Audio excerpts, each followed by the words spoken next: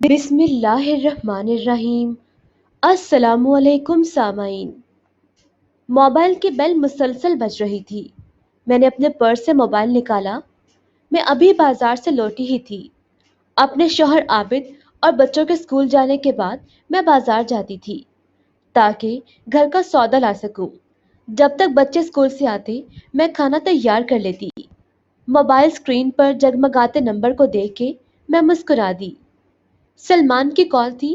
اس سے میری دوستی ہوئے ابھی کچھ ہی دن گزرے تھے۔ ہم چند ماہ پہلے ہی فیصل آباد میں آئے تھے۔ پہلے ہم شیخوپورہ میں رہتے تھے۔ وہاں پر اپنے تمام رشتہ دار موجود تھے، اس لیے کبھی بوریت نہ ہوئی۔ شادی کے بعد سسرال میں آئی تو وہاں بھی بھرا ہوا گھر ملا، ساس، نند اور جیٹھانیاں اور ان کے ڈھیر سارے بچے۔ کبھی تنہائی کا احساس بھی نہ ہوا۔ میرے شوہر عابد کا فیصل آباد میں ٹرانسفر ہوا تو مجھے بھی ان کے ساتھ یہاں پہ آنا پڑا۔ یہاں پر رشتہ دار کوئی بھی نہ تھے، اس لیے شوہر اور بچے جب تک گھر میں رہتے اچھا وقت گزر جاتا، لیکن جیسے ہی بچے اسکول اور شوہر آفس جاتے تنہائی مجھے کاٹنے کو دوڑتی۔ وقت کاٹنا مشکل ہو جاتا۔ میرا دل کرتا مجھے پر لگ جائیں، میں اڑتی ہوئی سسرال یا میکے چلے جاؤں اور وہاں جا کے وقت گزاروں۔ ظاہر میں ایسا سوچ سکتی تھی، لیکن ایسا ممکن نہ تھا، اس لیے اپنے خیال پر خود ہی مسکرا جاتی۔ پاس پڑوس سے کچھ خواتین کبھی ملنے کو آ جاتی جس سے دل بہل جاتا۔ کچھ دن پہلے میرے موبائل پر اجنبی نمبر سے کالز آنے لگیں۔ ان کی خواہش ہوتی میں ان سے دوستی کر لوں، لیکن میں ان کو جھڑک دیتی کہ میں ایسی عورت نہیں۔ لیکن سلمان ان سب میں مختلف تھا اور ایسی لچھے دار گفتگو کرتا کہ مجھے اس سے بات کرنا اچھا لگتا۔ جب وہ باتیں کرتا تو میں اس کی باتوں میں کھو جاتی۔ سلمان سے دوستی کرنے سے وقت بھی اچھا گزرنے لگا۔ میں موبائل کو کان سے لگا کے دوپٹے سے سر باندھ لیتی، اس طرح میرا کام بھی نہ رکتا اور وقت بھی باتوں میں اچھا کٹ جاتا۔ کیا بات ہے، فون کیوں نہیں اٹھا رہی؟ کب سے کال کر رہا ہوں؟ سلمان نے کال ملنے پر شکایتاً کہا۔ میں بازار میں تھی، شور میں بیل کی آواز نہیں آئی۔ میں نے جواب دیا، ارے بھائی، ہوٹل کس لیے ہوتے ہیں؟ وہاں سے پکا پکایا کھانا لے لیا کرو اور بغیر کسی جھنجھٹ کے بچوں کو کھانا مل جائے گا۔ سلمان نے کہا، آج میرا بہت دل کر رہا تھا اس سہانے موسم میں تم میرے سامنے ہو اور میں تم کو دیکھتا رہوں۔ کیا ایسا ممکن ہے؟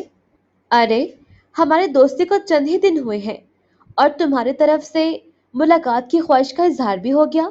یہ کہتے ہوئے میں نے سامنے دیکھا، ایک موٹا سا کالے رنگ کا بلّا مجھے غصے سے گھور رہا تھا۔ اس کے گھورنے سے مجھے خوف محسوس ہو رہا تھا۔ اس بلے کو میں چند ہفتوں سے دیکھ رہی تھی۔ وہ گھر میں گھومتا رہتا، لیکن اس کی عجیب عادت تھی کہ جب میں کسی غیر مرد سے موبائل پہ بات کرتی، اچانک میرے سامنے آ جاتا اور گھورنا شروع کر دیتا۔ اس کے گھورنے سے میں خوف سے لرز کر رہ جاتی۔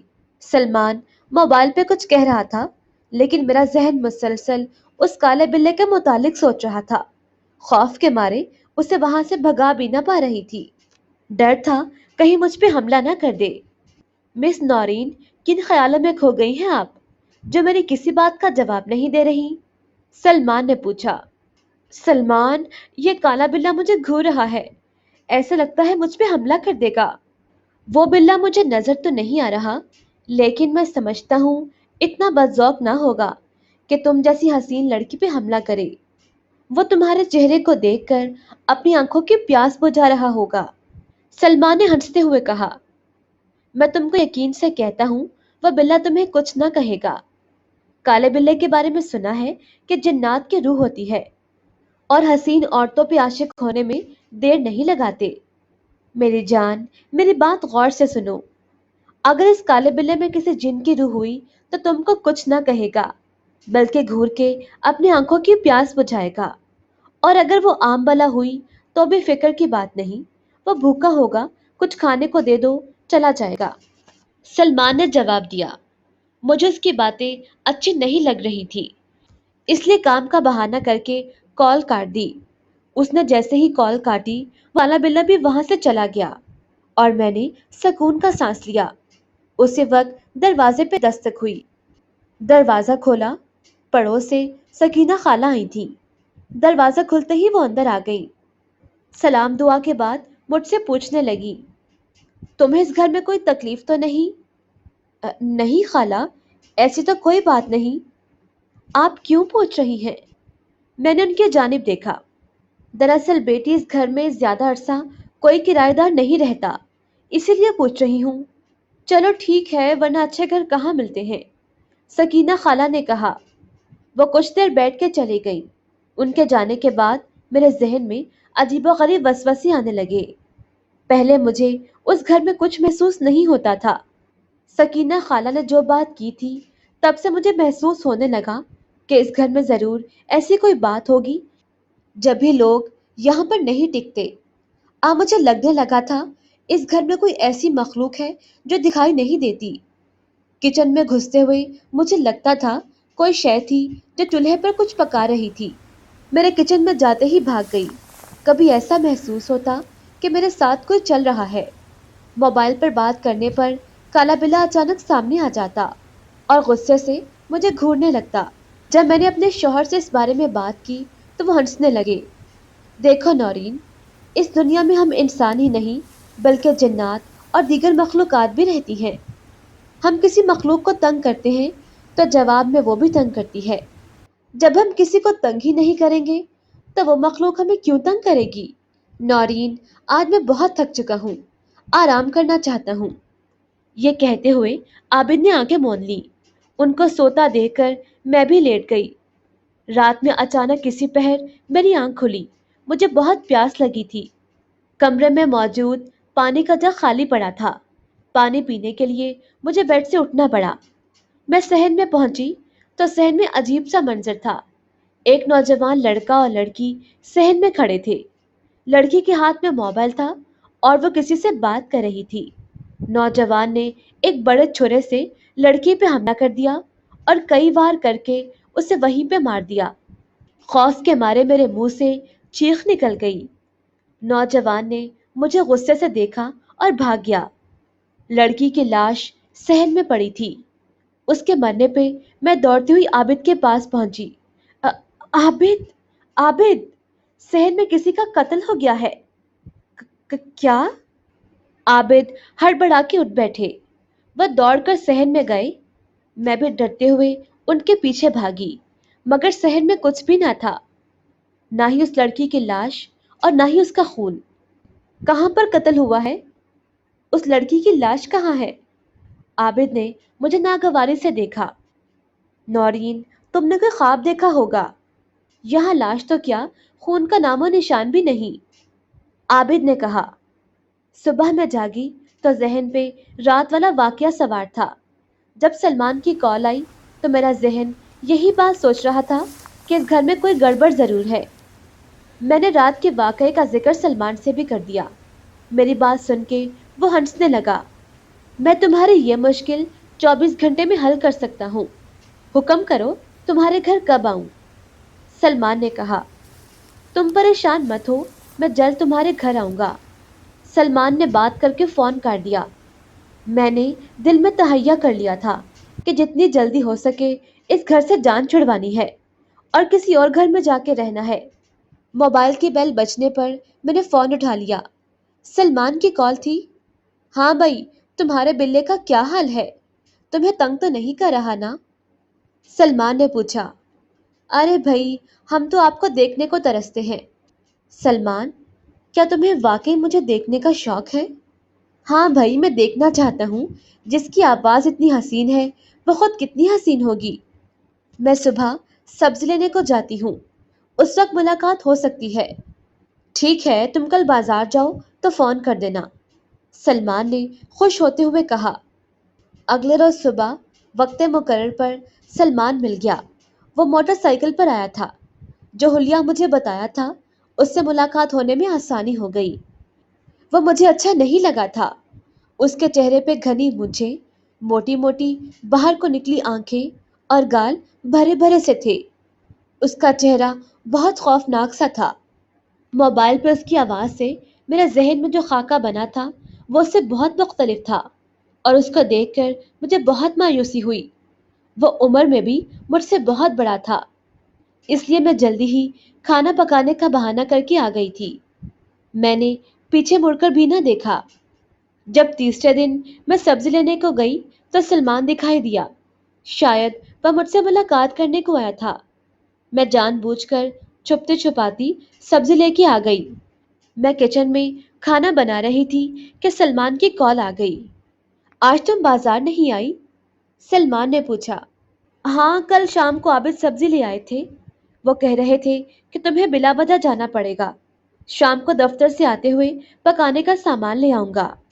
میں نے کہا، نورین، تمہارا شوہر کس وقت گھر آتا ہے؟ اچانک اس نے پوچھا۔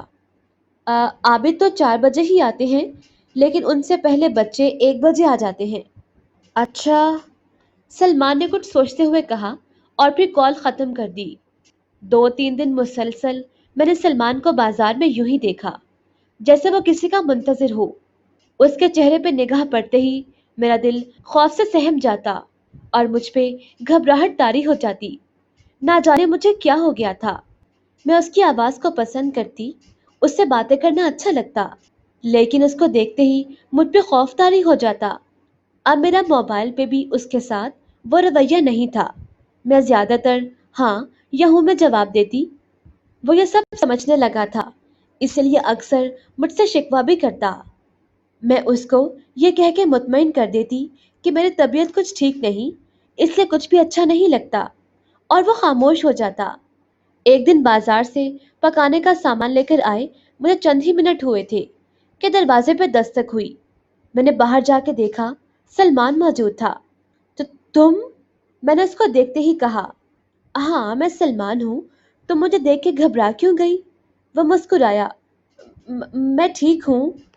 مجھے سمجھ میں نہیں آ رہا تھا کہ سلمان کے ساتھ کیا سلوک کروں۔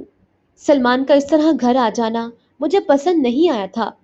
اس کو آنے سے پہلے مجھے پوچھنا چاہیے تھا۔ ارے بھائی، یوں ہی دیکھتی رہو گی یا گھر آنے پہ خوش آمدید بھی کہو گی؟ سلمان زبردستی اندر آ گیا۔ تم بیٹھو، میں چائے بنا کر لاتی ہوں۔ میں اس کو چائے پلا کر جلدی سے بھگانا چاہ رہی تھی۔ ارے بھائی، چائے بھی بن جائے گی، ذرا ہمارے قریب تو آؤ۔ سلمان نے بے تکلفی کے ساتھ میرا ہاتھ پکڑتے ہوئے مجھے گلے سے لگانا چاہا۔ میں نے سلمان کے ہاتھ کو جھٹک دیا۔ مجھے اس طرح کا مذاق بالکل پسند نہیں۔ میں نے کہا، میں یہاں مذاق کرنے نہیں آیا، بلکہ تمہاری طبیعت ٹھیک کرنے کو آیا ہوں۔ وہ مکرو انداز میں ہنستے ہوئے بولا۔ میں ابھی اپنی عزت بچانے کا سوچ ہی رہی تھی۔ اس نے فوراً اپنے فولادی ہاتھوں سے پکڑ کے مجھے بیڈ پہ ڈال دیا اور تیزی کے ساتھ مجھ پہ جھکتا چلا گیا۔ اچانک سلمان چیختا ہوا پیچھے کی جانب ہٹ گیا۔ کالے بلے نے اس پہ حملہ کیا تھا۔ ابھی وہ سنبھلنے نہ پایا تھا کہ بلے نے اس کے چہرے پہ حملہ کر کے اپنے پنجوں کے ناخن اور دانت اس پہ گاڑ دیے۔ تکلیف سے سلمان کے منہ سے چیخ نکل گئی اور وہ کالے بلے کے مزید حملوں سے بچنے کے لیے ایک طرف ہو گیا۔ کالے بلے نے پھر سے حملہ کیا اور ناخن پیٹ میں گاڑ دیے۔ مجھے کالے بلے سے اس طرح کے حملے کی توقع نہ تھی۔ سلمان بوکھلاہٹ کا شکار ہو چکا تھا۔ اس نے کالے بلے سے بچنے کی کوشش کی، لیکن کالا بلہ اس پہ مسلسل حملے کر رہا تھا۔ سلمان نے اپنی بہتری اسی میں جانی کہ وہ بھاگ جائے، چنانچہ وہ تیزی کے ساتھ گھر سے نکل گیا۔ میں بہت گھبرا گئی تھی۔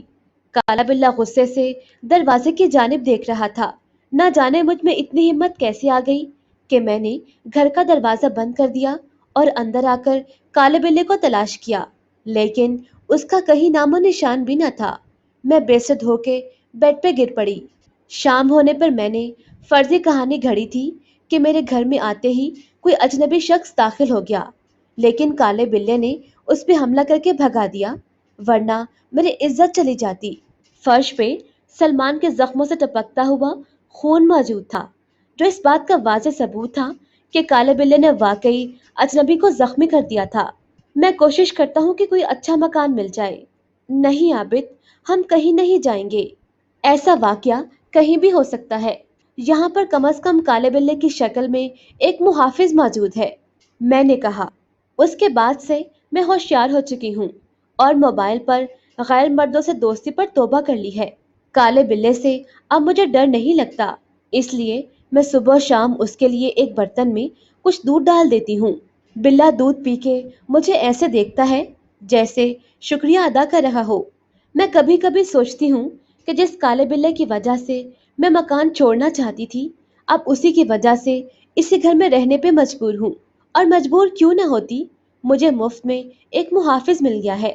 ویسے بھی مجھے لگتا ہے کہ کالا بلا اصل میں کوئی اور مخلوق ہے،